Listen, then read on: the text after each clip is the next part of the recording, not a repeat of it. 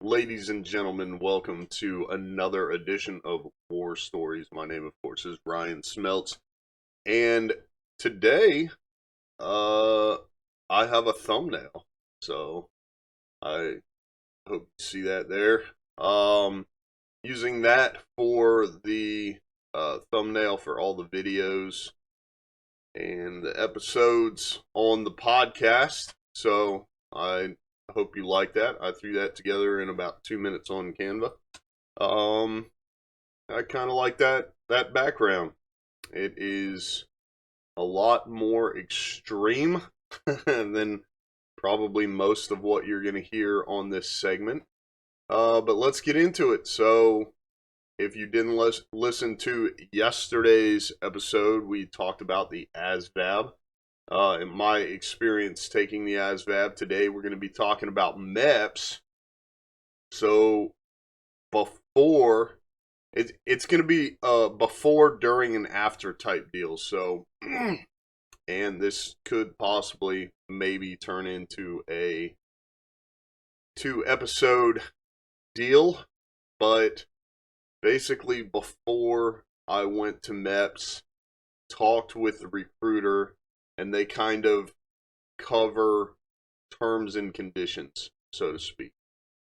So this is where a lot of people say their recruiter lied to them. I am an anomaly in that I did not allow myself to be lied to, and we'll get into that. But sat down, talked with the recruiter.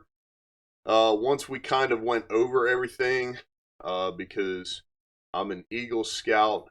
Obviously, I was in the middle of my second semester of college and would end up taking my exams a little bit early to finish that out, so I would have a transcript for a year's worth of college before finally signing my paperwork.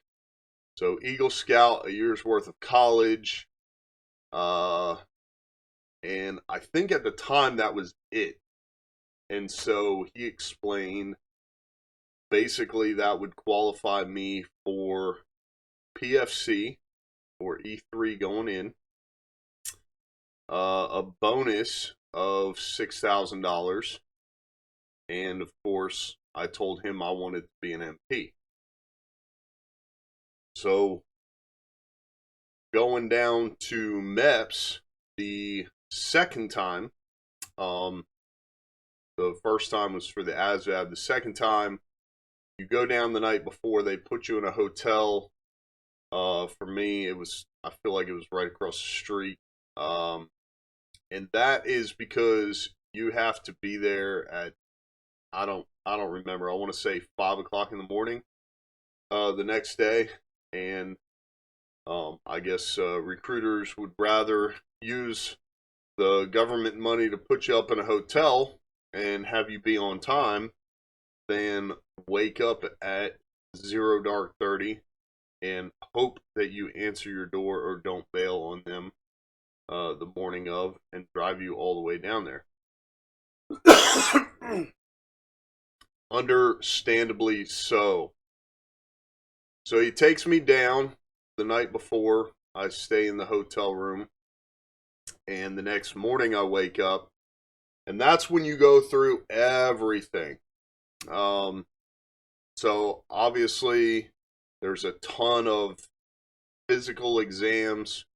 There's a background check, basically an elaborate form that I had to fill out, which was kind of funny because he was like, hey, you don't have to lie on there. If you smoked weed before and they ask you, just tell the truth. And I was like, I haven't, so I'm not going to have any problems there. And he was like, yeah, but if you have. I was like, no, seriously, I've never smoked weed before. Filled out the form. I think he wasn't necessarily used to dealing with people like me, or maybe it was the area. I don't know, but I didn't have a record. I might have had a speeding ticket. That was about it. So I filled out that form, and the purpose there is because I was going in to be an MP. So I don't know that everyone had to do that portion, but going in as an MP, you have to be able to qualify, for a secret security clearance. And then once you get through, if you decide to go CID or if you become an officer, you might have to qualify for a top secret security clearance. And so the background check, all that kind of takes place at MEPS, and then heaven forbid you get into training. That's where they kind of get you. Because if you get into training and your background check doesn't clear and you don't qualify for a secret security clearance while you're in training, they just bump you over to an MOS where you don't need it. So you could very quickly become, I don't know if secret security clearance was required to be an echo or a cage kicker. So that's a possibility. And then on the same installation, Fort Leonard Wood is where I went through training. They have engineers as well. So if it's not required for that, maybe they bump you over to there. Maybe they just make you infantry and have you go finish out that training. I don't know, but I did see one or two where in the middle of training their secret security clearance came back and basically said that they had to pick a different job. Anyways, so I'm going through MEPS, and then I mentioned the like the physical aspect, where the physical exams. That's a lot of poking and prodding. You know, they want to make sure you're in top-notch condition. And of course, the famous duck walk, where basically they put you in a room, they have everybody stripped down, butt naked, go into the room, and they give you a bunch of instructions that are kind of like facing movements. And eventually one of those is squat down, and you have to like walk back and forth in a duck walk. And I always thought that one of the reasons for that was to see if you're trying to smuggle anything in to training.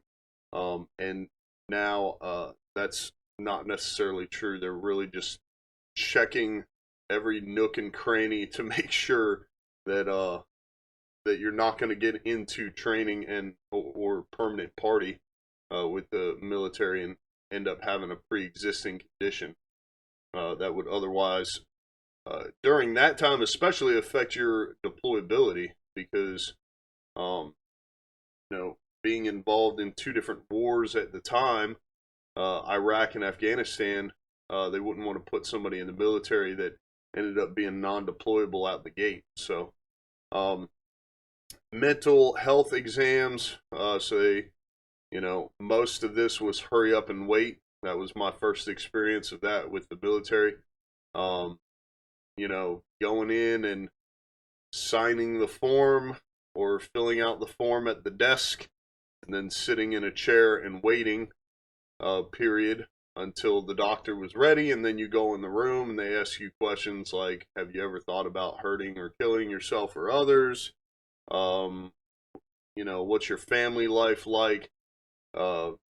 Basically, once again, just assessing your mental health to make sure you're not going to get in there and go crazy or anything like that. But all of that was hours upon hours, and then eventually my family showed up, because once I was finished with MEPS, right from there I would get on a bus, go to the airport, from the airport fly off, start training immediately. So whatever I had with me the night before is what I was taking with me to training. It was really just the clothes I had on and a bag. I think I had like one change of clothes or something like that. My recruiter told me basically what was allowed and what wasn't allowed, and so I didn't take much. At the time, I wore glasses, so I had my regular glasses. We'll get into that a little later, but basically around the time my family showed up, because they wanted to be there for the part where you go into the room and you get sworn in. And so before can't remember if it was before or after that little ceremony, but I was talking to the liaison. So this person, at least all appearances, was a civilian. But as best I could figure out, it was essentially his job to make sure that whatever openings were available got filled. And I would say we're at 10 minutes right now, so I'm going to go ahead and call it. I think we're going to turn this into a 2-episode deal. So if you want to hear how I stopped my recruiter from lying to me, so to speak, then be sure to join us on the next episode. Subscribe wherever you listen to podcasts. Tell your friends to subscribe as well. I would love some feedback and or corrections on my stories. Some of you are going to end up popping up here and there throughout these stories, and so if you have your own version of it, I'd love to hear it. Either text me, call me, or leave a comment, send me an email. But most importantly, to get the word out, hopefully this is entertaining for some of you veterans. Hopefully it provides some insight for people who are thinking about joining. Leave us a 5-star review so that bumps the podcast up to the top of the list. My name, of course, is Ryan Smeltz, and I will see you on the next episode of War Stories.